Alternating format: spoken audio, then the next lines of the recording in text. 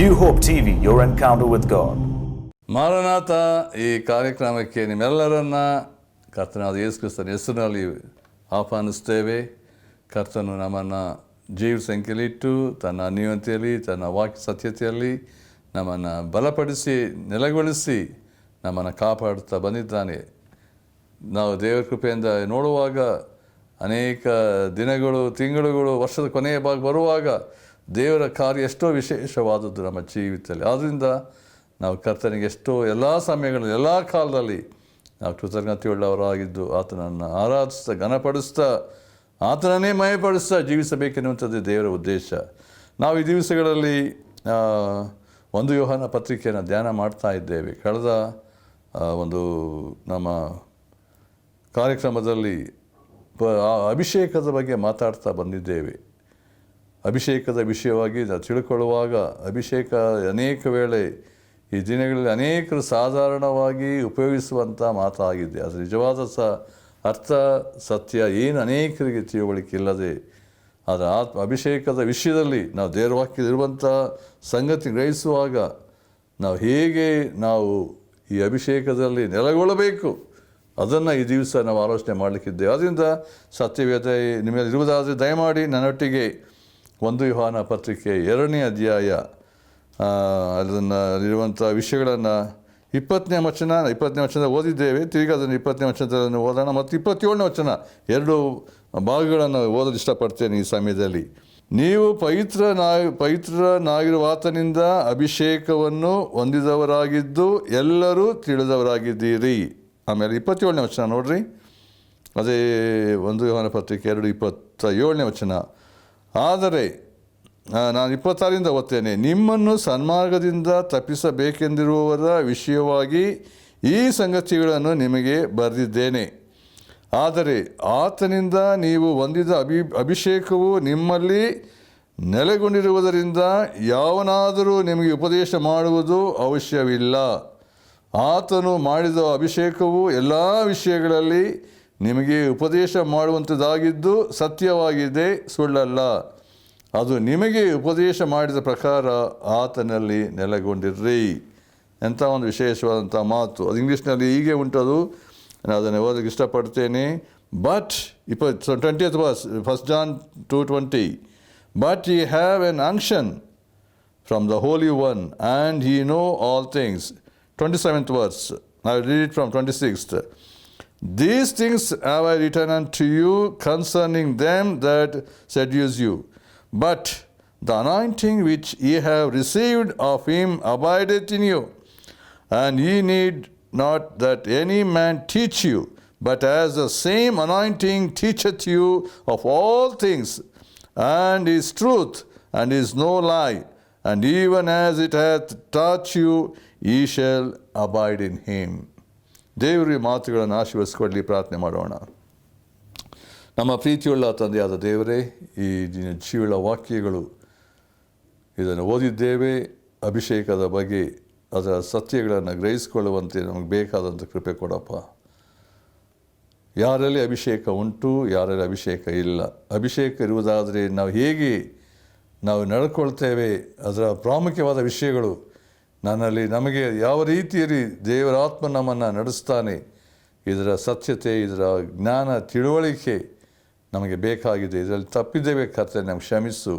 ಈ ದಿನಗಳಲ್ಲಿ ಅನೇಕರು ಇದರ ಬಗ್ಗೆ ತಪ್ಪಾದಂಥ ಬೋಧನೆಗಳು, ತಪ್ಪಾದ ಸಂಗತಿಗಳು, ಇಲ್ಲಿ ಸೈತಾನ ಅನೇಕರನ್ನು ಮೋಸಪಡಿಸಿದ್ದಾನೆ.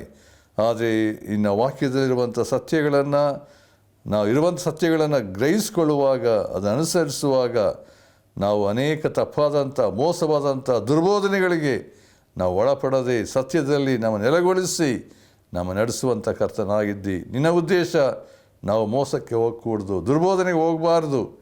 ಕರ್ತನೆ, ನಿನ್ನ ವಾಕ್ಯ ಸತ್ಯತೆ ನೆಲೆಗೊಳ್ಳಬೇಕು. ಅದಕ್ಕೋಸ್ಕರ ಪರಿಶುದ್ಧಾತ್ಮನನ್ನು ಕೊಟ್ಟಿದ್ದೀವಿ. ಆಗ ಪರಿಶುದ್ಧಾತ್ಮ ಅಭಿಷೇಕ ನಮ್ಮಲ್ಲಿ ನೆಲೆಗೊಂಡಿರುವಾಗ ಅದರಲ್ಲಿ ನಾವು ಕರ್ತನೆ ನಿನ್ನನ್ನೇ ಮಯಪಡಿಸುವಂತೆ ಕೃಪೆ ಮಾಡು. ನಮ್ಮನ್ನೇ ಸಂಪೂರ್ಣ ನಿನ್ನ ಕೈ ಅರ್ಪಿಸಿದ್ದೇವೆ. ನಮ್ಮ ಪ್ರಾರ್ಥನೆ ಕೇಳಿದ್ದೀವಿ. ಸ್ತೋತ್ರ. ಯೇಸು ಕ್ರಿಸ್ತನ ಹೆಸರನ್ನು ಬೇಡ್ತೇವೆ ತಂದೆಯೇ, ಆಮೇನ್. ನಾವು ಕಳೆದ ನಮ್ಮ ಕಾರ್ಯಕ್ರಮದಲ್ಲಿ ನಾವು ಆಲೋಚನೆ ಮಾಡ್ತಿದ್ದಂಥ ಒಂದು ಪ್ರಾಮುಖ್ಯವಾದ ವಿಷಯ ಅಭಿಷೇಕದ ಬಗ್ಗೆ. ನನ್ನಲ್ಲಿ ಅಭಿಷೇಕ ಉಂಟು ಎಂಬುದಾಗಿ ನಾವು ತಿಳ್ಕೊಳ್ಳುವುದು ಹೇಗೆ? ನಾನು ಈ ಬಗ್ಗೆ ನಾನು ಆಲೋಚನೆ ಮಾಡುವಾಗ ಪ್ರಾರ್ಥಿಸ್ತಾ ಬಂದಾಗ ನನಗೆ ಕರ್ತನ ಕೆಲವು ವಿಷಯಗಳನ್ನು ತಿಳಿಸ್ತಾ ಬಂದನು. ಈ ದಿನಗಳಲ್ಲಿ ಎಲ್ಲ ಕಡೆಗಳು ಏನಂತ ಹೇಳಿದ್ರೆ ಎಲ್ಲರ ಬಾಯಲ್ಲಿ ಈ ದಿನಗಳಲ್ಲಿ ಅಭಿಷೇಕ ಅಭಿಷೇಕ ಎಂಬುದಾಗಿ ಹೇಳುವ ಸಾಧ್ಯತೆ ಉಂಟು. ಅವರೆಲ್ಲ ಕಾರ್ಯಗಳು ಅದನ್ನು ಒಂದು ಸರ್ವಸಾಧಾರಣವಾಗಿದೆ. ಕ್ರೈಸ್ತ ಒಂದು ಸಮುದಾಯದಲ್ಲಿ ರಕ್ಷಣೆಯ ವಿಷಯದಲ್ಲಿ ಒಂದು, ಅಭಿಷೇಕದ ವಿಷಯದಲ್ಲಿ ಎರಡೂ ಸಂಗತಿ ಮಾತಾಡಿಕೊಳ್ಳುವ ರೀತಿ ನೋಡುವಾಗ ಇದೇನಾಗಿದೆ ಅಂತ ಹೇಳಿದ್ರೆ ಸೈತಾನ ಇದರಲ್ಲಿ ಅನೇಕರನ್ನು ಮೋಸಕ್ಕೆ ನಡೆಸಿದ್ದಾನೆ. ಇದರಿಂದ ನಾವು ಏನಾಗ್ತಾ ಇದೆ, ಎಲ್ಲ ಕಡೆಗಳಲ್ಲಿ ಕ್ರೈಸ್ತ ಸಮುದಾಯದಲ್ಲಿ ಸಭೆಗಳಲ್ಲಿ ನಾನಾ ರೀತಿಯಲ್ಲಿ ನೋಡಬೇಕಾದ್ರೆ ಯಾವುದು ಸತ್ಯ ಯಾವುದು ಸುಳ್ಳು, ಯಾವುದನ್ನು ಅನುಸರಿಸಬೇಕು ಯಾವುದನ್ನು ಅನುಸರಿಸಬಾರದು, ಇದ್ರ ಬಗ್ಗೆ ಹೆಚ್ಚಿನ ರೀತಿಯಲ್ಲಿ ನಮಗೆ ಅನೇಕ ಜ್ಞಾನ ತಿಳುವಳಿಕೆ ಇಲ್ಲದೆ ಹೋದರೆ ನಾವು ಮೋಸ ಹೋಗ್ತೇವೆ ಎಂಬುದನ್ನು ನೋಡ್ತೇವೆ. ಆದರೆ ದೇವರ ವಾಕ್ಯದಲ್ಲಿ ದೇವರು ಮಾಡಿರುವಂಥ ಒಂದು ಕಾರ್ಯ, ಯೇಸು ಕ್ರಿಸ್ತನು ತನ್ನ ಶಿಷ್ಯರೊಂದಿಗೆ 3.5 ವರ್ಷಗಳ ಕಾಲ ಇದ್ದಂಥ ಸಮಯದಲ್ಲಿ ಸ್ಪಷ್ಟವಾಗಿ ಅವರಿಗೆ ತಿಳಿಸ್ತಾ ಬಂದನು. ಆತನು ಹೇಳಿದಂಥ ಒಂದು ಸಂಗತಿ, ನಾನು ಹೋದ ಮೇಲೆ ನಾನು ನಿಮ್ಮ ಸಹಾಯಕರನ್ನು ಕಳಿಸಿಕೊಡ್ತೇನೆ. ಕಳೆದ ನಾವು ಕಾರ್ಯಕ್ರಮದಲ್ಲಿ ಅದನ್ನು ನಾವು ಆಲೋಚನೆ ಮಾಡಿದ್ದೇವೆ. ಯೇಸು ಕ್ರಿಸ್ತನಿಗೆ ಗೊತ್ತುಂಟು ನಾನು ಹೋದ ನಂತರ ಏನಾಗ್ತದೆ, ಯಾವ ಸಂಗತಿಗಳು ಉಂಟು. ಆದ್ದರಿಂದ ನಾನು ನಿಮಗೊಬ್ಬ ಏನಂತ ಹೇಳಿದ್ರೆ ಸಹಾಯಕರನ್ನು ಕಳಿಸ್ತೇನೆ. ಅದು ಯಾರು ಅಂದರೆ ಸತ್ಯದ ಆತ್ಮನು. ಸತ್ಯದ ಆತ್ಮನು, ದ ಸ್ಪಿರಿಟ್ ಆಫ್ ಟ್ರೂತ್. ಅಲ್ಲಿ ನಾವು ನೋಡಬೇಕಾದ್ರೆ 14ನೇ ಅಧ್ಯಾಯ ನೋಡಬೇಕಾದ್ರೆ ಆತ ನಿಮ್ಮ ಬಳಿ ಇರ್ತಾನೆ, ನಿಮ್ಮಲ್ಲಿ ವಾಸ ಮಾಡ್ತಾನೆ. ಪರಿಶುದ್ಧ ಆತ್ಮನ ಒಂದು ಕಾರ್ಯ ಏನಂತ ಹೇಳಿದ್ರೆ ಆತ ನಮ್ಮಲ್ಲಿ ಯಾವಾಗಲೂ ನೆಲೆಗೊಂಡಿರ್ತಾನೆ, ನಮ್ಮಲ್ಲಿ ವಾಸ ಮಾಡ್ತಾನೆ, ನಮಗೆ ಬೋಧಿಸ್ತಾನೆ, ನಮಗೆ ಎಚ್ಚರಿಸ್ತಾನೆ. ಎಲ್ಲ ಅಂಥ ಒಂದು ಏನಂದರೆ ಪರಿಶುದ್ಧಾತ್ಮ ವ್ಯಕ್ತಿಯಾಗಿದ್ದು ನಮಗೆ ತಿಳಿಯಪಡಿಸುವಂಥ ಸತ್ಯತೆಗಳಿಗೆ ಒಳಪಡುವಂಥ ಜವಾಬ್ದಾರಿಕೆ ಪ್ರತಿಯೊಬ್ಬ ರಕ್ಷಿಸಲ್ಪಟ್ಟಂಥ ವ್ಯಕ್ತಿಯಲ್ಲಿ ಉಂಟು. ದೇವರ ಮಕ್ಕಳ ಮೇಲೆ ಜವಾಬ್ದಾರಿಕೆ ಉಂಟು. ಇದರಲ್ಲಿ ನಾವು ಮೋಸ ಹೋಗಕೂಡ್ದು. ಈ ಯೋಹಾನ್ ತಿಳಿಸ್ಬೇಕಾದ್ರೆ ಅದಕ್ಕೋಸ್ಕರ ಹೇಳ್ತಿದ್ದಾನೆ, ಅನೇಕ ವೇಳೆ ನಮಗೆ ದೇವರ ವಾಕ್ಯದ ಜ್ಞಾನ ಇಲ್ಲ, ತಿಳುವಳಿಕೆ ಇಲ್ಲ, ನಾನಾ ಸಂಗತಿಗಳು ನೋಡ್ತೇವೆ. ನೋಡಿ, ಸಭೆ ಪ್ರಾರಂಭವಾದ ಸಮಯಗಳಲ್ಲಿ ಸತ್ಯವೇದ ಇರಲಿಲ್ಲ. ಎಲ್ಲಿತ್ತು ಅವಾಗ? ಒಳವಡಿಕೆ ಬಿಟ್ಟು ಬೇರೆ ಯಾವ ಸಂಗತಿ ಇರಲಿಲ್ಲ. ಅಂದರೆ ದೇವರ ಆತ್ಮ ನಡೆಸುವಿಕೆಗೆ ಅನುಸಾರವಾಗಿ ಅವರು ಮಾಡಿದಂಥ ಕಾರ್ಯಗಳು ನಾವು ನೋಡ್ತೇವೆ. ಪೌಲನು ಮಾಡಿದಂಥ ಪ್ರಸಂಗಗಳು, ಪೇತ್ರ ಮಾಡಿದ ಪ್ರಸಂಗಗಳು, ಅಪೊಸ್ತಲರ ಕೃತ್ಯ ನೋಡಬೇಕಾದ್ರೆ ಪ್ರತಿ ಸಂಗತಿಗಳು ಅವರ ಆತ್ಮನಿಂದ ನಡೆಸಲ್ಪಟ್ಟವರಾಗಿ ಮಾಡಿದಂಥ ಎಲ್ಲ ಕಾರ್ಯಗಳು, ಯಾವ ರೀತಿಯಲ್ಲಿ ದೇವರು ಎಲ್ಲ ಕಾರ್ಯಗಳನ್ನು ತಕ್ಕ ರೀತಿಯಲ್ಲಿ ನಡೆಸಿ ಆ ಒಂದು ದೇವರ ವಾಕ್ಯದ ಎಲ್ಲ ಕಾರ್ಯಗಳು ಮಾಡುವಾಗ ಪತ್ರ ಬರೆದಂಥ ಸಂಗತಿ ಎಲ್ಲ ದೇವರು ಅದನ್ನು ಸೀಲ್ ಹಾಕಿದ್ದಾರೆ. ಪರಿಶುದ್ಧಾತ್ಮನ ನಡೆಸುವಿಕೆ, ಆತ್ಮನ ಮುದ್ರೆ.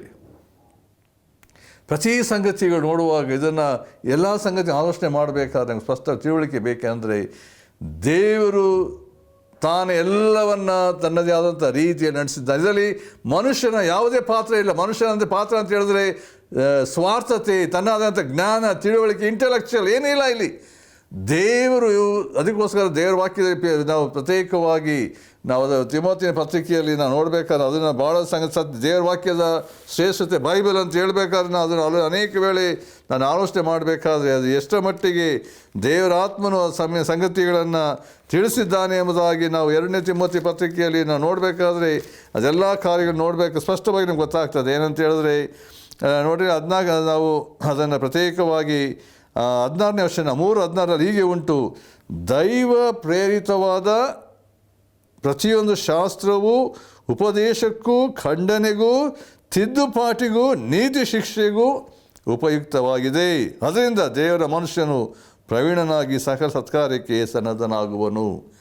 ಇದನ್ನು ಯಾಕೆ ಹೇಳ್ತಾ ಇದ್ದೇನೆ ಅಂತ ಹೇಳಿದ್ರೆ ದೇವರ ವಾಕ್ಯದ ಸತ್ಯತೆಯಲ್ಲಿ ನಾವು ಹೇಗೆ ಪರಿಶುದ್ಧಾತ್ಮನು ನಮ್ಮನ್ನು ಹೇಗೆ ನಡೆಸ್ತಾನೆ ಎಂಬ ಸಂಗತಿಗಳನ್ನು ನಾನಲ್ಲಿ ಹೇಳಬೇಕೆಂಬುದಾಗಿ ಇದ್ದೇನೆ. ಅದನ್ನು ಇಲ್ಲಿ ನಾವು ನೋಡ್ತಿರುವಂಥ ವಿಷಯ ಏನಂತ ಹೇಳಿದ್ರೆ ಯಾಕೆ ಈ ಯೋಹಾನ್ ತಿಳಿಯಪಡಿಸ್ತಿದ್ದಾನೆ ಈ ಮಾತು ಅಭಿಷೇಕದ ಬಗ್ಗೆ ಏನಂತ ಹೇಳಿದ್ರೆ ಇಲ್ಲಿ 26ನೇ ವರ್ಷದಲ್ಲಿ ಹೀಗೆ ಉಂಟು. 1 ಯೋಹಾನ 2:26 ನಿಮ್ಮನ್ನು ಸನ್ಮಾರ್ಗದಿಂದ ತಪ್ಪಿಸಬೇಕೆಂದಿರುವವರ ವಿಷಯವಾಗಿ ಈ ಸಂಗತಿಗಳನ್ನು ನಿಮಗೆ ಬರೆದಿದ್ದೇನೆ. ಇಲ್ಲಿ ಈ ಯೋಹಾನನ ಉದ್ದೇಶ ಅಂದರೆ ನಿಮ್ಮನ್ನು ಸನ್ಮಾರ್ಗದಿಂದ, ಅಂದರೆ ದೇವರ ವಾಕ್ಯದ ಸತ್ಯತೆಯಿಂದ ಒಂದು ವೇಳೆ ಯಾರಾದರೂ ನಿಮ್ಮನ್ನು ಮೋಸಪಡಿಸಿ ತಪ್ಪಾದ ಮಾರ್ಗಕ್ಕೆ ನಡೆಸುವಂಥ ಸಾಧ್ಯತೆ ಇರ್ತದೆ. ಆದ್ದರಿಂದ ಈ ವಿಷಯದಲ್ಲಿ ನಿಮಗೆ ಸ್ಪಷ್ಟವಾದ ತಿಳುವಳಿಕೆ ಇರಬೇಕು. ಎಲ್ಲ ಬೋಧಕರು, ಎಲ್ಲ ಹೇಳುವಂಥ ಜನರು ಸತ್ಯವನ್ನು ಹೇಳ್ತಾರೆ ಎಂಬುದಾಗಿ ಅಲ್ಲ. ಅನೇಕ ವೇಳೆ ನಾನಾ ರೀತಿಯಲ್ಲಿ ಈ ದಿನಗಳು ನೋಡುವಾಗ ಅನೇಕರು ದೇವರ ವಾಕ್ಯವನ್ನು ಹೇಳುವಂಥ ರೀತಿ ಮಾಡುವ ರೀತಿಯಲ್ಲಿ ನೋಡುವಾಗ ಅವರ ಅಭಿಷೇಕ ಇಲ್ಲ, ಅಲ್ಲಿ ಪರಿಶುದ್ಧಾತ್ಮನ ಅಭಿಷೇಕ ಇಲ್ಲ, ಸ್ವಾರ್ಥ ಸಂಗತಿಗಳು. They use their own mental power, intellectual power. ಅಲ್ಲಿ ಏನು ನೋಡ್ತಾ ಇದ್ದೇವೆ ಅಂತ ಹೇಳಿದ್ರೆ, they are not with the connecting with the Holy Spirit. ಮನುಷ್ಯರಿರ್ತಕ್ಕಂಥ ಅನೇಕ ನ್ಯಾಚುರಲ್ ಟ್ಯಾಲೆಂಟ್ಸ್ ಈ ದಿನಗಳು ಅನೇಕರಿಗೆ ವೆಕಾಬರಿ ಇಂಗ್ಲೀಷ್ ಇರ್ಬೋದು, ಬೇರೆ ಭಾಷೆಯ ಒಂದು ಸಂಗತಿ ಇರ್ಬೋದು, ಅವ್ರು ಮಾಡುವಂಥ ಸಂಗತಿಗಳು ನೋಡುವಾಗ ಅದೆಲ್ಲ ಆತ್ಮನ ಪ್ರೇರೇಪಣೆ, ಆತ್ಮನಿಂದ ಅಂತ ಅನೇಕ ಹೇಳ್ತೇವೆ. ಎಲ್ಲ ಪ್ರಿಯರೇ, ದೇವರು ಸರ್ಟಿಫೈ ಮಾಡ್ತಿದ್ದಾನೋ? ಯಾವ ಆತ್ಮನಿಂದ ಪ್ರೇರಿತನಾಗಿ ನಾನು ಮಾಡ್ತಾ ಇದ್ದೇನೆ? ಇದು ಈ ದಿನಗಳಲ್ಲಿ ನಾವು ನೋಡಬೇಕಾದ್ರೆ, ನಾವು ಯಾರಾದರೂ ದೇವರ ವಾಕ್ಯವನ್ನು ಹೇಳಬೇಕಾದ್ರೆ ಗಮನಿಸ್ರಿ, ಈ ವ್ಯಕ್ತಿ ನಿಜವಾಗಿ ಆತ್ಮಭರಿತನಾಗಿ ಆತ್ಮನಿಂದ ನಡೆಸಲ್ಪಟ್ಟವನಾಗಿ ವಾಕ್ಯ ಹೇಳ್ತಿದ್ದಾನೋ, ಅಥವಾ ತನ್ನ ಸ್ವಾರ್ಥದ ಬಲದಿಂದ ತನ್ನದೇ ಆದಂಥ ಇಂಟೆಲೆಕ್ಚುಯಲಿಂದ ಮಾತನಾಡ್ತಿದ್ದಾನೋ, ಆ ಆತ್ಮದ ಸೂಕ್ಷ್ಮತೆಯಿಂದ ನಮಗೆ ಗೊತ್ತಾಗ್ತದೆ. ಯೇಸು ಕ್ರಿಸ್ತ ಹೇಳಿದ ಮಾತು, ಅವರ ಫಲಗಳಿಂದಲೇ ಅವರ ಕಾರ್ಯಗಳಿಂದಲೇ ಎಲ್ಲ ತಿಳ್ಕೊಳ್ತೀರಿ ಅವ್ರು ಎಂಥವ್ರು ಎಂಬುದಾಗಿ. ಅದರಿಂದ ದೇವರ ವಾಕ್ಯದಲ್ಲಿರುವಂಥ ಸತ್ಯತೆ ಏನಂತ ಹೇಳಿದ್ರೆ, ಈ ದಿನಗಳಲ್ಲಿ ಅನೇಕ ವೇಳೆ ಮೋಸ ಹೋಗುವಂಥ ಸಾಧ್ಯತೆ ಉಂಟು. ಅದಕ್ಕೋಸ್ಕರ ಹೇಳ್ತಿದ್ದೆ, ನಿಮ್ಮನ್ನು ಸನ್ಮಾರ್ಗದಿಂದ ತಪ್ಪಿಸುವಂಥ ವಿಷಯದಲ್ಲಿ ಎಚ್ಚರಿಕೆ ಕೊಡ್ತಾ ಇದ್ದೇನೆ. ಯಾಕೆ ಯೋಹಾನನ ಪತ್ರಿಕೆ ಬರೆಯಬೇಕು ಉದ್ದೇಶ ಅಂತ ಹೇಳಿದ್ರೆ, ಮಕ್ಕಳಿರ ಇದು ಕಡೆಗಳಿಯಾಗಿದೆ. ಆತನು ಸ್ಪಷ್ಟವಾಗಿ ದೇವರ ಮಕ್ಕಳನ್ನು ಒಂದು ರೀತಿಯಲ್ಲಿ ಬಲಪಡಿಸಿ ಎಚ್ಚರಿಸಿ ಸತ್ಯದ ಮಾರ್ಗದ ನಡೆಸೋಕ್ಕೋಸ್ಕರ ಈ ಎಲ್ಲ ವಿಷಯಗಳನ್ನು ಹೇಳ್ತಿದ್ದಾರೆ. ಆದ್ದರಿಂದ ದೇವರು ನಿಮಗೋಸ್ಕರ ಅದು ತನ್ನ ಆತ್ಮನ ಕೊಟ್ಟಿರುವಾಗ, ಅಭಿಷೇಕ ನಿಮ್ಮಲ್ಲಿರುವಾಗ ಏನಂತ ಹೇಳಿದ್ರೆ, ತಿರುಗಿ ಯಾರು ನಿಮಗೆ ಉಪದೇಶ ಮಾಡುವಂಥ ಸಾಧ್ಯತೆ ಇಲ್ಲ. There is no need. ಯಾಕೆ? ದೇವರಾತ್ಮ ನಿಮ್ಮಲ್ಲಿರುವಾಗ ಪರಿಶುದ್ಧಾತ್ಮನೇ ನಿಮ್ಮನ್ನು ಸತ್ಯಕ್ಕೆ ನಡೆಸ್ತಾನೆ. ಅಂದರೆ ಆ ಸ್ಪಷ್ಟವಾದ ತಿಳುವಳಿಕೆ, ಜ್ಞಾನ, ಪರಿಶುದ್ಧಾತ್ಮನ ಕಾರ್ಯ ನಮ್ಮ ಜೀವಿತದಲ್ಲಿ ಗ್ರಹಿಕೆ ಎಷ್ಟರ ಮಟ್ಟಿಗೆ ನಮ್ಮಲ್ಲಿ ಇರ್ತದೋ ನಮ್ಗೆ ಗೊತ್ತಾಗ್ತದೆ. ನಿಜವಾಗಿ ನಾವು ಅದರಲ್ಲಿ ದೇವರ ವಾಕ್ಯ ಸತ್ಯತೆ ನೆಲೆಗೊಳ್ಳುವಾಗ ಯಾರು ಯಾವ ರೀತಿಯಲ್ಲಿದ್ದಾರೆ, ಈ ವಾಕ್ಯ ಸತ್ಯ ಸರಿ ಉಂಟೋ ಇಲ್ಲವೋ ಎನ್ನುವಂಥ ಸಂಗತಿಗಳನ್ನು ಗ್ರಹಿಸಲಾಗುತ್ತೇವೆ. ಅದರಿಂದ ನಾನು ಒಬ್ಬ ದೇವರ ವಾಕ್ಯವನ್ನು ಓದಿ ಧ್ಯಾನಿಸಿ ವಾಕ್ಯ ಸತ್ಯಗಳನ್ನು ತಿಳ್ಕೊಂಡಂಥ ಒಬ್ಬ ವ್ಯಕ್ತಿ ಆಗಿರಬೇಕು. ದೇವರ ಆತ್ಮನ ಕಲಿಸುವಾಗ ಆ ವಾಕ್ಯದ ಸತ್ಯತೆಗಳನ್ನು ನೆಲೆಗೊಳ್ಳಬೇಕು. ನಾನು ಈ ದಿವಸದಲ್ಲಿ ಅದನ್ನೇ ನಾವು ಪ್ರಾಮುಖ್ಯವಾಗಿ ನಾವು ಈ ಭಾಗದಲ್ಲಿ ನೋಡ್ತಾ ಇದ್ದೇವೆ. ಏನಂದರೆ, ಈ ಯೋಹಾನ್ ತಿಳಿಸಿರುವ ಸಂಗತಿ ಏನಂತ ಹೇಳಿದ್ರೆ, ಆತನ ಉದ್ದೇಶ ಸನ್ಮಾರ್ಗದಿಂದ ತಪ್ಪಿಸಬೇಕೆಂದಿರುವವರ ವಿಷಯದಲ್ಲಿ ಈ ವಿಷಯಗಳನ್ನು ನಿಮಗೆ ಬರೆದಿದ್ದೇನೆ. ಆದರೆ ಆತನಿಂದ ನೀವು ಹೊಂದಿದ ಅಭಿಷೇಕವು ನಿಮ್ಮಲ್ಲಿ ನೆಲೆಗೊಂಡಿರುವುದರಿಂದ ಯಾವನಾದರೂ ನಿಮಗೆ ಉಪದೇಶ ಮಾಡುವುದು ಅವಶ್ಯವಿಲ್ಲ. ಅಂದರೆ ನಾವು ದೇವರ ವಾಕ್ಯ ಕೇಳಬಾರ್ದು ಎಂಬುದಾಗಿ ಆ ರೀತಿ ಹೇಳ್ತಾ ಇಲ್ಲ, ಯಾರ ಹತ್ರ ಹೋಗಿ ಅಂತ ಆ ರೀತಿ ಅಲ್ಲ. ದೇವರ ಒಂದು ಅನ್ಯೋನ್ಯತೆಯಲ್ಲಿ ನಾವು ಸಭೆಯಲ್ಲಿ ಇರುವಂಥ ಸ್ಥಿತಿಯಲ್ಲಿ ನಾವು ಪ್ರತಿ ಸಂಗತಿಗಳನ್ನು ಗಮನಿಸಬೇಕು. ಯಾವ ರೀತಿಯಲ್ಲಿ ದೇವರ ವಾಕ್ಯಕ್ಕೆ ದೇವರ ವಾಕ್ಯದ ಪ್ರಕಾರ ಬೋಧಿಸಿದ್ದಾರೋ, ದೇವರ ವಾಕ್ಯದ ಪ್ರಕಾರ ಉಂಟು ಹೇಳುವಂಥ ಎಲ್ಲ ಮಾತುಗಳು ಅದನ್ನು ನಾವು ಸೂಕ್ಷ್ಮವಾಗಿ ಗ್ರಹಿಸಬೇಕು. ಬರೇ ಆಚರಣೆ, ಬರೇ ಅನೇಕ ಸಂಗತಿಗಳು ಎಲ್ಲ ರೀತಿ ನೋಡುವಾಗ ದೇವರ ವಾಕ್ಯಕ್ಕೆ ವಿರುದ್ಧವಾದ ಯಾವುದೇ ಸಂಗತಿ ಇರುವುದಾದರೆ ನಾವು ಅದಕ್ಕೆ ಸ್ಪಷ್ಟವಾದ ರೀತಿಯಲ್ಲಿ ನಾವು ಎಚ್ಚರ ವಹಿಸಿ ಅದರಿಂದ ಪ್ರತ್ಯೇಕವಾಗಬೇಕು. ನಾವು ದೇವರ ವಾಕ್ಯದಲ್ಲಿ ಇರುವಂಥ ಸತ್ಯತೆಗಳು ಏನಂತ ಹೇಳಿದ್ದೀವಿ, ಅದಕ್ಕೋಸ್ಕರ ಆತ್ಮನ ಅಭಿಷೇಕ ನಿಮ್ಮ ನೆಲೆಗೊಂಡಿರುವಾಗ ದೇವರ ವಾಕ್ಯ ಹೇಳ್ತದೆ, ಆ ವಾಕ್ಯಕ್ಕೆ ಅಭಿಷೇಕ ಅನುಸಾರವಾಗಿ ನಡೆದುಕೊಳ್ಳ್ರಿ. ಅದರಿಂದ ನಾವು ನೋಡುವಾಗ ಅನಾಯಿಂಟಿಂಗ್ ಅಂತ ಹೇಳ್ಬೇಕಾದ್ರೆ the word Christ is the counter part Greek term. ಏನಂತ ಹೇಳಿದ್ರೆ, ಹೀಬ್ರೂನ ನೋಡುವಾಗ ಮೆಸ್ಸಾಯ ಎರಡು ಒಂದು ಏನಂತ ಹೇಳಿದ್ರೆ ಅನಾಯಿಂಟೆಡ್ ಒನ್ ಎಂಬುದಾಗಿ ಹೇಳಲ್ಪಟ್ಟಿದೆ. ನಾವು ಪ್ರತ್ಯೇಕವಾಗಿ ನಾವು ದೇವರ ವಾಕ್ಯದಲ್ಲಿ ಮತ್ತು ಅಪೊಸ್ತಲ ಕೃತ್ಯದಲ್ಲಿ ಅನೇಕ ಸುವಾರ್ತೆಗಳು ನೋಡಬೇಕಾದ್ರೆ, ಯೇಸು ಕ್ರಿಸ್ತನು ಲೋಕದಲ್ಲಿದ್ದಾಗ ಏಷಂಗ್ ಅಂತ ಇದ್ದಂಥ ಸಂಗತಿಯನ್ನು ಅಭಿಷೇಕ ನನ್ನಲ್ಲಿ ಇರುವುದರಿಂದ ನಾನು ಏನಂತ ಯೇಸು ಕ್ರಿಸ್ತನು ಹೇಳಬೇಕಾದ್ರೆ ಬಡವರಿಗೆ ಸುವಾರ್ತೆ ನಡೆಸಿದನು. ಅಲ್ಲಿರುವಂಥ ಸಂಗತಿಗಳನ್ನು ನೋಡಬೇಕಾದ್ರೆ ನಾನು ಅಪೊಸ್ತಲ ಕೃತ್ಯವನ್ನು ಮಾತ್ರ ಓದೋಕ್ಕೆ ಇಷ್ಟಪಡ್ತೇನೆ.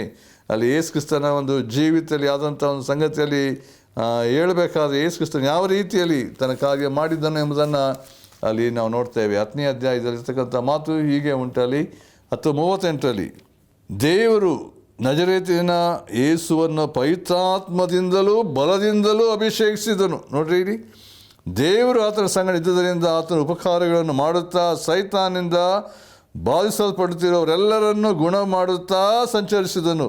ಇದೆಲ್ಲ ನಿಮಗೆ ಗೊತ್ತಾಗಿರುವುದಷ್ಟೇ. ಅಂದರೆ ಇರುವಂಥ ಸತ್ಯ ಏನಂತ ಹೇಳಿದ್ರೆ, ಯೇಸು ಕ್ರಿಸ್ತರು ಈ ಲೋಕದಲ್ಲಿದ್ದಂಥ ಸಮಯದಲ್ಲಿ ಆತನ ಜೀವಿತ, ಆತನ ಸಂಗತಿ ಏನಾಗಿತ್ತು? ದೇವರು ನಜರೇತಿನ ಯೇಸುವನ್ನು ಪವಿತ್ರಾತ್ಮದಿಂದಲೂ ಬಲದಿಂದಲೂ ಅಭಿಷೇಕಿಸಿದನು.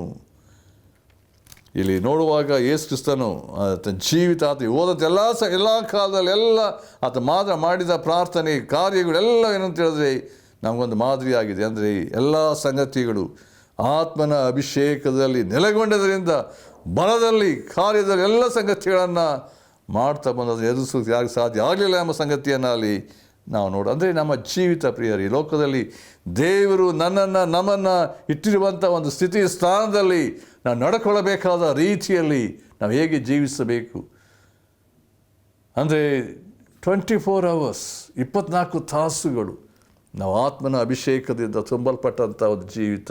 ಅಂದರೆ ಆತ್ಮನ ಕಂಟ್ರೋಲ್ನಲ್ಲಿ. ನಾನು ಅಭಿಷೇಕದ ವರ್ಡ್ ಯಾಕೆ ಹೇಳ್ತಿದ್ದೇನೆ ಅಂತ ಹೇಳಿದ್ರೆ, ನಾವು ಹಳೆ ಒಡಂಬಡಿಕೆಯಲ್ಲಿ ನೋಡಬೇಕಾದ್ರೂ ನಾವು ನೋಡುವಾಗ ಅಲ್ಲಿ ಪ್ರತ್ಯೇಕ ಯಾಜಕರನ್ನು ಅಭಿಷೇಕದ ಸಂಗತಿ ಯಾವ ರೀತಿ ಅಭಿಷೇಕ ಮಾಡಬೇಕಾದ್ರೆ ಅದು ತಯಾರು ಮಾಡಬೇಕಾದಂಥ ವಸ್ತುಗಳು ಭಾಳ ಕಾಸ್ಟ್ಲಿ ಎಣ್ಣೆ ಅದು ನೋಡ್ತೇವೆ. ಇದೆಲ್ಲ ಮಾಡಬೇಕಾದ್ರೆ ಇಂತಿಂಥ ಎಣ್ಣೆ ಇದು ಬೀಜಗಳು ಮಾಡಬೇಕು, ಅದರಿಂದ ಅಭಿಷೇಕಿಸಬೇಕು ಯಾಜಕರನ್ನು. ಮಾತ್ರವಲ್ಲ, ರಾಜರನ್ನು ಅಭಿಷೇಕಿಸಬೇಕಾದ್ರೆ ಎಣ್ಣೆನ ಹಾಕಿ ಅಭಿಷೇಕಿಸ್ತಾ ಇದ್ದರು. ಅಂದರೆ ಪ್ರತಿ ಸಂಗತಿಗಳು ನೋಡಬೇಕಾದ್ರೆ ಅಭಿಷೇಕದ ಮೂಲಕವಾಗಿ, ಅಂದರೆ ಅಭಿಷೇಕ ಅಂತ ಹೇಳಬೇಕಾದ್ರೆ ಟೋಟಲಿ ಸಪ್ರೇಟೆಡ್ ಒನ್ ಅಂತ, ದೇವರಿಗೆ ಮೀಸಲಾದಂಥವರು ಎಂಬುದಾಗಿ ಹಳೆ ಒಡಂಬಡಿಕೆಯಲ್ಲಿ ನೋಡುವಂಥ ಸಂಗತಿಗಳು ನೋಡ್ತೇವೆ. ಒಬ್ಬೊಬ್ಬರ ವಿಷಯವಾಗಿ ನೋಡುವಾಗ ನಮಗೆ ದೊಡ್ಡ ಸಬ್ಜೆಕ್ಟ್ ಇದು, ಆದರೆ ನಾವು ಅದನ್ನೆಲ್ಲ ವಿವರಿಸೋಕ್ಕೆ ಸಾಧ್ಯತೆ ಇಲ್ಲ ಈ ಕಾರ್ಯಕ್ರಮ. ಆದರೆ ಒಂದು ವಿಷಯ ಅಂತ ಹೇಳಿದ್ರೆ, ನಾವು ದೇವರ ವಾಕ್ಯ ಓದಬೇಕಾದ್ರೆ ಎಲ್ಲ ಸಂಗತಿಗಳು ಅಂದರೆ ಅಭಿಷೇಕ. ಅದಕ್ಕೋಸ್ಕರ 133ನೇ ಕೀರ್ತನೆ ನೋಡಬೇಕಾದ್ರೆ ಅಲ್ಲಿ ಒಂದು ಮಾತು ಅದನ್ನು ಓದಲು ಇಷ್ಟಪಡ್ತೇನೆ. ಅಲ್ಲಿ 133ನೇ ಕೀರ್ತನೆಯಲ್ಲಿ ಇರುವಂಥ ಸಂಗತಿ ಅಲ್ಲಿ, ಆಹಾ ಸಹೋದರರು ಒಂದಾಗಿರುವುದು ಎಷ್ಟೋ ಒಳ್ಳೆಯದು ಎಂಬುದಾಗಿ ಆತ ಹೇಳಿದ ನಂತರ ಅಲ್ಲಿ ಒಂದು ಮಾತು ನೋಡ್ತೇವೆ. ಅಲ್ಲಿ ಯಾಕೆ ಎಂಬುದಾಗಿ ಹೇಳಬೇಕಾದ ಒಂದು ಸಂಗತಿಯಲ್ಲಿ ಒಂದು ಮಾತು ಬರೆಯಲ್ಪಟ್ಟಿರುವಾಗ ನಮಗೆ ಅರ್ಥ ಆಗ್ತದೆ ಏನು ಎಂಬುದಾಗಿ. ಅಲ್ಲಿ ಹೀಗೆ ಉಂಟು ಏನಂದರೆ, ಆಹಾ ಸಹೋದರ ಒಂದಾಗಿರುವುದು ಎಷ್ಟೋ ಒಳ್ಳೆಯದು, ಎಷ್ಟೋ ರಮ್ಯವಾದದ್ದು. ಅದು ಆರೋನನ ತಲೆಯ ಮೇಲೆ ಹಾಕಲ್ಪಟ್ಟು ಅವನ ಗಡ್ಡದ ಮೇಲೆಯೂ ಅಲ್ಲಿಂದ ಅವನ ಅಂಗಿಗಳ ಗೋಳಪಟ್ಟಿಯವರೆಗೂ ಹರಿದು ಬರುವ ಶ್ರೇಷ್ಠ ತೈಲದಂತೆಯೂ ಹೆರ್ಮೋನ್ ಪರ್ವತದಲ್ಲಿ ಹುಟ್ಟಿ ಚೀಯೋನ್ ಪರ್ವತದ ಮೇಲೆ ಬೀಳುವ ಮಂಜಿನಂತೆಯೂ ಇದೆ. ಅಲ್ಲಿ ಆಶೀರ್ವಾದವು ಜೀವವು ಸದಾಕಾಲ ಇರಬೇಕೆಂದು ಯೆಹೋವನು ಆಜ್ಞಾಪಿಸಿದ್ದಾನೆ. ಅಲ್ಲಿರುವಂಥ ಸತ್ಯತೆ ನೋಡಬೇಕಾದ್ರೆ ನಮಗೆ ಗೊತ್ತಾಗ್ತದೆ ಏನಂತ ಹೇಳಿದ್ರೆ, ಪರಿಶುದ್ಧಾತ್ಮ ಅಭಿಷೇಕ ಎಲ್ಲಿರ್ತದೋ ಅಲ್ಲಿ ಆಶೀರ್ವಾದ, ಜೀವ, ಬೆಳಕು, ಸಾಮರ್ಥ್ಯತೆ ಉಂಟು ಎಂಬುದಾಗಿ ನಾನು ಆಲೋಚನೆ ಮಾಡ್ತಾ ಇದ್ದೆ. ಏನಂತ ಹೇಳಿದ್ರೆ, ಈ ಅಭಿಷೇಕ ಯಾಕೆ ಬೇಕು, ಯಾವಾಗ ಬೇಕು, ಆಮೇಲೆ ನನ್ನ ಜೀವಿತದಲ್ಲಿ ಈ ಅಭಿಷೇಕ ಉಂಟೋ ಇಲ್ಲವೋ, ಆಮೇಲೆ ಅಭಿಷೇಕ ಇದ್ದರೆ ನಾನು ಹೇಗಿರ್ತೇನೆ, ಅಭಿಷೇಕ ಇಲ್ಲದೆ ಹೋದರೆ ಹೇಗಿರ್ತದೆ, ಇವುಗಳನ್ನು ನಾವು ಆಲೋಚಿಸಬೇಕಾದ ಇದು ದೊಡ್ಡ ಸಬ್ಜೆಕ್ಟ್. ಆದ್ದರಿಂದ ನಾನು ಸಂಕ್ಷಿಪ್ತವಾಗಿ ಹೇಳ್ತಾ ಇದ್ದೆ ಏನಂದರೆ, ಪ್ರತಿಯೊಬ್ಬ ದೇವರ ಮಕ್ಕಳ ಮೇಲೆ ಈ ಅಭಿಷೇಕದ ಅವಶ್ಯಕತೆ ಉಂಟು ಪ್ರಿಯರೇ. ಅಭಿಷೇಕ ಇಲ್ಲ ಅಂತ ಹೇಳಿದ್ರೆ ನನ್ನ ಡ್ರೈನೆಸ್, ಬರಡಾದ ಜೀವಿತ, ಜೀವ ಇಲ್ಲ, ಆಶೀರ್ವಾದ ಇಲ್ಲದಂಥ ಸಂಗತಿಗಳು.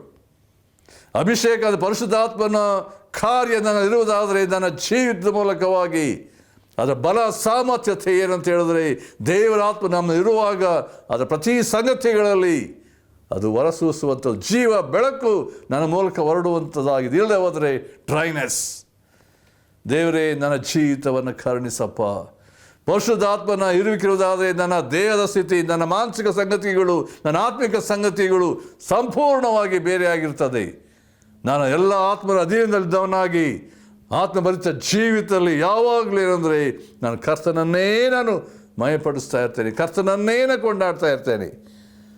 ಇಂಥ ಒಂದು ಅಂದರೆ ದೇವರ ಆತ್ಮ ನಾನು ಇರುವಂಥ ಸಮಯದಲ್ಲಿ ಇದು ದೇವರೇ, ನಾನು ಯಾವಾಗಲೂ ನೀನು ಆತ್ಮರಿಂದ ತುಂಬಿಸಲ್ಪಟ್ಟಂಥ ಜೀವಿತ. ಅದಕ್ಕೋಸ್ಕರ ದೇವರ ವಾಕ್ಯದಲ್ಲಿ ಪೌಲ ಬರೆಯಬೇಕಾದ್ರೆ, be filled with the Holy Spirit, ಪರಿಶುದ್ಧ ಆತ್ಮ ಭರಿತರಾಗಿ ಜೀವಿಸಿರಿ.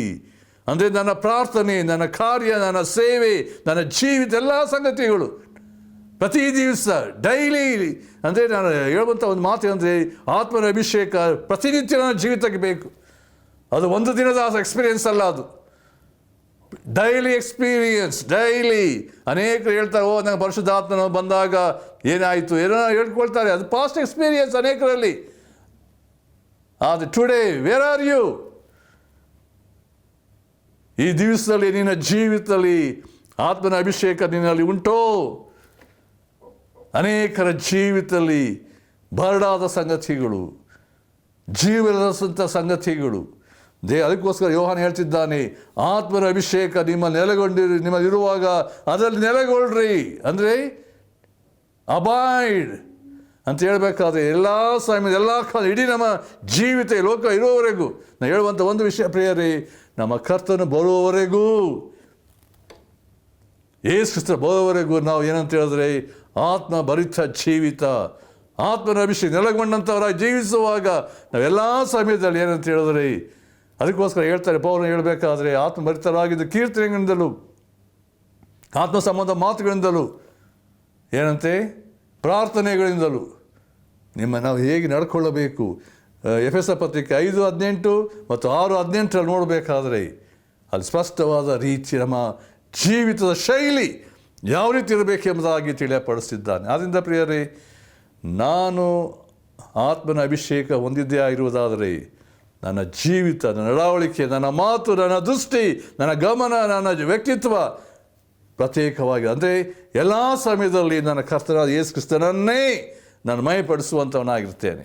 ಅಲ್ಲಿ ಸ್ವಾರ್ಥಕ್ಕೆ ಅವಕಾಶ ಇಲ್ಲ, ಬೇರೆ ಯಾವ ಲೋಕದ ಆಶೆಗಳಿಗೆ ಅವಕಾಶ ಇಲ್ಲ, ಶರೀರದ ಆಶೆಗೆ ಅವಕಾಶ ಇಲ್ಲ. ಅಲ್ಲಿ ನಾನು ಏನು ಕರ್ತನಿಗೋಸ್ಕರ ನಾನು ಪ್ರತಿಷ್ಠಿಸಲ್ಪಟ್ಟವನಾಗಿದ್ದೇನೆ. ಅನೇಕ ವೇಳೆ ನಾನು ಆಲೋಚನೆ ಮಾಡ್ತಾ ಇದ್ದೆ, ಏನಂತ ಹೇಳಿದ್ರೆ, ಯಾವಾಗ ನನಗೆ ಅಭಿಷೇಕ ಇರ್ತದೋ ಅಲ್ಲಿ ನೋಡುವಾಗ ಮೊದಲನೇದಾಗಿ ಅಂದರೆ ರಕ್ಷಣೆ ಅನುಭವ ಹೊಂದಿರಬೇಕು, ದೇವರ ವಾಕ್ಯ ಸತ್ಯತೆಗಳಿಗೆ ವಿಧೇಯನಾಗಿರಬೇಕು, ಪರಿಶುದ್ಧವಾದ ಜೀವಿತ ಇರಬೇಕು. ಅಭಿಷೇಕ ಹೊಂದಿದ್ದೇನೆ ಎಂದು ಹೇಳಬೇಕಾದ್ರೆ ಮಾತ್ರವಲ್ಲ, ಸಂಪೂರ್ಣವಾಗಿ ದೇವರಿಗೆ ನಾನು ಪ್ರತಿಷ್ಠಿಸಲ್ಪಟ್ಟಿದ್ದೇನೆ. ನನ್ನ body, soul, spirit, entire my life ಏನಾಗಿರಬೇಕು, ಅದು ದೇವರಿಗೋಸ್ಕರ ಪ್ರತಿಷ್ಠಿಸಲ್ಪಟ್ಟಂಥ ಸ್ಥಿತಿ ಇರುವುದಾದರೆ ಆತ್ಮ ಅಭಿಷೇಕ ನೆಲೆಗೊಳ್ಳುವ ಸಾಧ್ಯತೆ ಉಂಟು.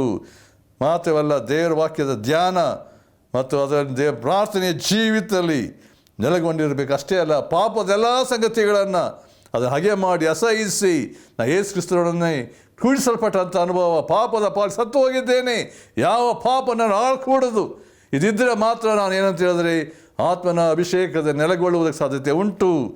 ಗರ್ವ, ಅಹಂಕಾರ, ಹೆಮ್ಮೆ, ಸ್ವಾರ್ಥ ಇದು ಯಾವುದು ನಾನು ಇರಕೂಡ್ದು. ಇದ್ದರೆ ಆತ್ಮನ ಅಭಿಷೇಕಕ್ಕೆ ಅಡ್ಡಿ. ಅಷ್ಟೇ ಅಲ್ಲ, ಪರಿಶುದ್ಧ ಆತ್ಮನ ಅನುಸರಿಸು ಹೇಳುವಾಗ ಅಧೀನತೆ, ವಿಧೇಯತೆ ಎಷ್ಟರ ಮಟ್ಟಿಗೆ ಇರ್ತದೋ ನೆಲೆಗೊಳ್ಳುವುದಕ್ಕೆ ಸಾಧ್ಯತೆ ಉಂಟು. ಮಾತ್ರವಲ್ಲ, ಯಥಾರ್ಥರಾದಂಥ ಸ್ಥಿತಿ, ಯಥಾರ್ಥತೆ ಇರಬೇಕು ನನ್ನಲ್ಲಿ. ಕಪಟತ್ವ ಇರಕೂಡ್ದು. ಕಪಟತ್ವ ಇರುವುದಾದರೆ ದೇವರು ಎಂದಿಗೂ ನಮ್ಮನ್ನು ಏನಂತ ಹೇಳಿದ್ರೆ ಸಹಿಸುವನಲ್ಲ. ಆದ್ದರಿಂದ ಪ್ರಿಯರೇ, ಈ ದಿವಸಗಳಲ್ಲಿ ನಮ್ಮ ಜೀವಿತಗಳಲ್ಲಿ ದೇವರು ಅಪೇಕ್ಷಿಸುವಂಥ ಸಂಗತಿ, ಆ ಆತ್ಮನ ಅಭಿಷೇಕ ನನ್ನಲ್ಲಿ ಯಾವಾಗಲೂ ಇರಬೇಕಾದರೆ how to maintain the anointing things. ನನ್ನ ಜೀವಿತದಲ್ಲಿ ಪರಿಶುದ್ಧಾತ್ಮನ ಅಭಿಷೇಕ ಇರುವಾಗ ನಾನು ಇಡೀ ನನ್ನ ಜೀವಮಾನ ಕಾಲೆಲ್ಲ ಸಮಯದಲ್ಲಿ ನಾನು ಕರ್ತನ ಜೊತೆಯಲ್ಲಿ ನಡೆದಾಡುವಂಥದ್ದು, ಅನ್ಯೋನ್ಯತೆ, ತಗ್ಗಿದ ಭಾವ, ದೀನತೆಯುಳ್ಳವನಾಗಿ ಮುರಿಯಲ್ಪಟ್ಟಂಥ ಜೀವಿತದಲ್ಲಿ ಮುರಿಯಲ್ಪಟ್ಟಂಥ ಜೀವಿತ. ಅದು ಇನ್ನು ಜೀವಿಸು ನಾನಲ್ಲ, ಕ್ರಿಸ್ತನ ಜೀವಿಸ್ತಾನೆ. ಯೇಸು ಕ್ರಿಸ್ತನ ಪುನರುತ್ಥಾನದ ಶಕ್ತಿಯ ಬಲ ಯಾವಾಗಲೂ ನಾನು ಇರುವಂಥದ್ದಾಗಿರಬೇಕು. ನಾನು ಕರ್ತನನ್ನೇ ಮಯಪಡಿಸುವಂಥ ವ್ಯಕ್ತಿ ಆಗಿರಬೇಕು. ದೇವರೇ, ನನ್ನಂಥ ಒಂದು ಸ್ಥಿತಿಗೆ ನಡೆಸಪ್ಪ. ಇಲ್ಲಿ ಯೋಹಾನ ಹೇಳಬೇಕಾದ್ರೆ, ದೇವರ ಅಭಿಷೇಕ ನಿಮ್ಮಲ್ಲಿರುವಾಗ ಅದರಲ್ಲಿ ನೆಲೆಗೊಳ್ಳ್ರಿ. ಅದು ಸತ್ಯವಾಗಿದ್ದು ಸುಳ್ಳಲ್ಲ. ಪರಿಶುದ್ಧಾತ್ಮ ನಮ್ಮನ್ನು ಏನಂತ ಹೇಳಿದ್ರೆ ಸತ್ಯಕ್ಕನುಸಾರವಾಗಿ ನಡೆಸುವಾಗ, ಆತ ಬೋಧಿಸುವಾಗ, ಆತ ಹೇಳುವಾಗ ಅದು ಹೇಳಿದ್ರೆ ಅಧೀನತೆ, ವಿಧೇಯತೆ ನಾವು ಎಷ್ಟರ ಮಟ್ಟಿಗೆ ಇರ್ತದೋ ಅದರಲ್ಲಿ ಜೀವ, ಬೆಳಕು. ಮಾತ್ರವಲ್ಲ, ಕರ್ತನನ್ನೇ ನಾವು ಎಲ್ಲ ಸಮಯದಲ್ಲಿ ಮಯಪಡಿಸುವ ಸಾಧ್ಯ ಉಂಟು. ಆದ್ದರಿಂದ ಪ್ರಿಯರೇ, ಈ ದಿನಗಳಲ್ಲಿ ನಮ್ಮ ಜೀವಿತದ ಶೈಲಿ, ನಾವು ಹೋಗುವಾಗ ಬರುವಾಗಲೂ ನಮ್ಮ ಕೆಲಸ ಕಾರ್ಯಗಳಲ್ಲಿ ಎಲ್ಲ ಸಮಯಗಳಲ್ಲಿ 24 ತಾಸು ದೇವರೇ ನನ್ನನ್ನು ಆತ್ಮನ ಅಭಿಷೇಕ ತುಂಬಿಸಿ ನಿನ್ನ ಅಧೀನದಲ್ಲಿ, ನಿನ್ನ ಹತೋಟಿಯಲ್ಲಿ ಇಟ್ಟಪ್ಪ. ನಾನು ಇನ್ನನ್ನೇ ಮಯಪಡಿಸುವಂತೆ ನಾನು ನಡೆಸು, ಸತ್ಯದಲ್ಲಿ ಸೇರಿಸಿ ಪ್ರತಿಷ್ಠೆ ಮಾಡಪ್ಪ. ನನ್ನನ್ನೇ ಸಮರ್ಪಿಸ್ಕೊಳ್ತೇನೆ. ಪ್ರತಿ ದಿವಸ ನಾನು ಸಮರ್ಪಿಸಿಕೊಳ್ತು. ಯೇಸುವೆ, ನಿನ್ನ ಒಡೆತನ, ನಿನ್ನ ಅಧಿಕಾರ, ನೀನನ್ನು ನಡೆಸು. ಯಾವಾಗ ಆತ್ಮಾಭಿಷೇಕ ಇರ್ತೋ ಸೈತಾನ ಕಾರ್ಯಗಳಿಗೆ, ಲೋಕ ಸಂಗತಿಗಳಿಗೆ, ಶರೀರ ಸಂಗತಿಗಳಿಗೆ ಅವಕಾಶ ಇಲ್ಲ ಅಲ್ಲಿ. ನಾನು ಪ್ರತ್ಯೇಕವಾಗಿ ಕರ್ತನಿಗೋಸ್ಕರ ಮೀಸಲಾಗಿ ಇರುವಂಥವನು. ಟೋಟಲ್ ಸಪ್ರೇಷನ್ ಅಂದರೆ ಎಲ್ಲವರಿಂದ ನಾನು ಪ್ರತ್ಯೇಕವಾಗಿದ್ದೇನೆ ಅನ್ನುವಂಥ ದೇವರ ರೀತಿಯಲ್ಲಿ ನಮ್ಮೆಲ್ಲರ ಜೀವಿತದಲ್ಲಿ ಅಂಥ ಒಂದು ಸ್ಥಿತಿಗೆ, ಆ ಪವಿತ್ರತೆಯ ಜೀವಿತ ಮುಂದೆ ಸಾಗುವಂತೆ ತನ್ನ ಕೃಪೆ ನೀಡಲಿ. ನಾವು ಪ್ರಾರ್ಥನೆ ಮಾಡೋಣ. ನಮ್ಮ ಪ್ರೀತಿಯುಳ್ಳ ತಂದೆಯ ದೇವರೇ, ಕೇಳಿದಂತೆ ಮಾತುಗಳನ್ನು ಆಶೀರ್ವದಿಸಪ್ಪ. ಈ ವಾಕ್ಯಗಳು ನಮ್ಮ ಜೀವಿತದಲ್ಲಿ ಆತ್ಮನ ಅಭಿಷೇಕ ಎಷ್ಟರ ಮಟ್ಟಿಗೆ ಇರ್ತದೋ ಅದು ಆತ್ಮನ ಅಭಿಷೇಕ ಅನುಸಾರ ನಡ್ಕೊಳ್ಳುವಂತೆ, ನಿನ್ನೆ ಮಯಪಡಿಸುವಂತೆ, ನಿನಗಾಗಿ ಜೀವಿಸುವಂತೆ ನಡೆಸು. ಕೇಳಿದಂಥ ಪ್ರತಿಯೊಂದು ಮಾತುಗಳು ಪ್ರತಿಯೊಬ್ಬರ ಜೀವಿತದಲ್ಲಿ ಜೀವ, ಬೆಳಕು, ಆಶೀರ್ವಾದ ತರಲಿ ಎಂಬುದಾಗಿ ಪ್ರಾರ್ಥಿಸ್ತೇನೆ. ಯೇಸು ಕ್ರಿಸ್ತನ ಹೆಸರಿನಲ್ಲಿ ಬೇಡಿಕೊಳ್ತೇವೆ ತಂದೆಯೇ, ಆಮೆನ್.